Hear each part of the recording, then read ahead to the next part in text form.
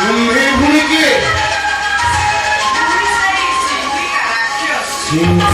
राक्षसी उन्हीं के माया बड़े माया नुहे प्रभु देहाई प्रकृत स्वरूप संकेतता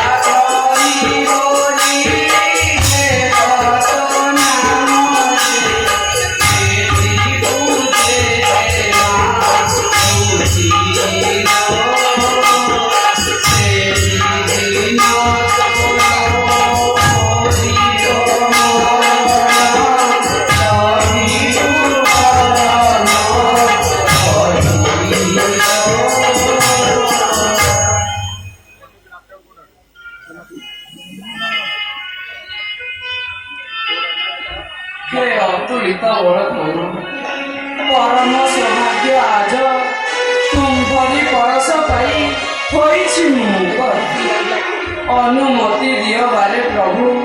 ସ୍ୱର୍ଗପୁରେ ଯାଏ ମୁଇଁ ସ୍ୱାମୀଙ୍କ ନିକଟ। जाओ देवी स्वामी सह शोभा पाओ स्वर्गपुरे जाई